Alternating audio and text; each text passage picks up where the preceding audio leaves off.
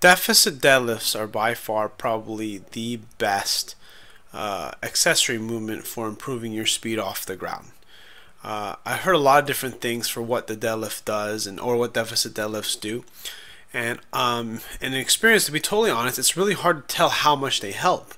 Because I think a lot of us, or me specifically, especially last year being my first year into powerlifting, is that you're so focused, or I was so focused on the technique of the actual deadlift, I really didn't want to mess with. I mean, I've tried a bunch of different accessory works like snatch grip deadlifts and played around with different things, but I was never consistent with like making it a consistent progression on one specific accessory movement.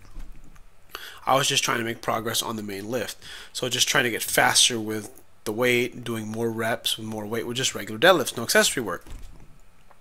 Well, this time I've actually decided to just stick with deficit deadlifts for a few weeks. And what I'm learning is I'm getting better at getting underneath the bar. I heard Brandon Lilly talk about this in the past in another video a while ago last year. He talked about how it'll help you get underneath the bar, and it's sort of hard to explain. And I think you might be able to understand what that means to get under the bar, but you really don't know what that means until you. Because I conceptually knew it when he said it, but then where I'm at now, I know how to get underneath the bar now. Especially when the bar is much closer to the ground with the deficit. I'm using 35-pound plates, and in this first week of doing deficit pulls, I do one set of 5 with 445, and then I do 2 sets of 5 with 465. There's some intermittent pauses in between because I'm having trouble. Basically, I'm getting some pressure in my stomach that's making me want to yak because either my belt's too tight or I don't know, some food wants to come up. Anyways, my main thing to say with this is that if you want to get good at the deadlift and you're having trouble with flexibility, because that's a very common issue too, is that what I found is that doing deficits, and especially RDLs at a deficit, allow for RDLs are stiff-legged at a deficit. They allow you to stretch your hamstrings really well. And most importantly, getting that high hamstring and glute connection, right where your kind of hamstring connects to your just underneath your gluteus maximus, getting that part to kick in at the bottom of the movement. Because if you can't keep a neutral spine, you can't get your position right, you're not going to be able to get the best leverage when you're at the bottom of the lift.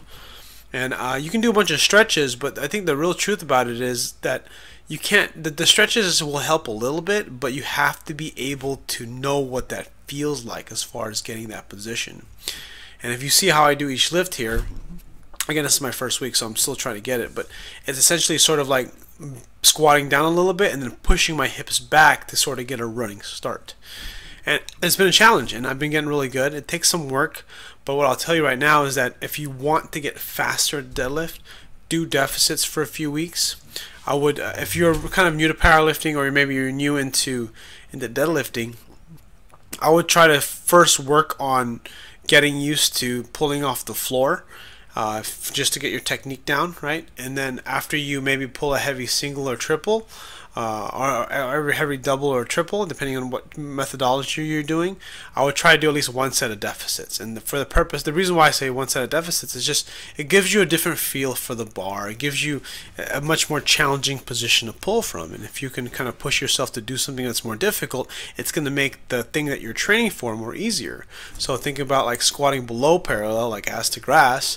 And if you can do so in a sound manner without problems, if you squat ass to grass or really low, heavy, when you squat to parallel, it's gonna be easier, in theory anyway, right? So a lot of this is a little more complicated, especially if you are been training for a while, because then you'll understand what I really mean. Because you have to actually train the parallel too, because that's very specific to the sport. So anyways, thanks for watching. Leave a comment below. I'd like to hear your experience with the deficit deadlifts if you've done them. And I'd actually like to hear your experience with block pulls. And when you do block pulls, I like to know how you pull block pulls. Like how high do you go? And I like to know if you do conventional or sumo, because that's important too when it comes to this type of methodology. Because when you're training for block pulls, I think are a little bit more important for conventional, because the lockout for conventional is much harder when compared to sumo. So anyways, thanks for watching, and I'll see you guys on the next video.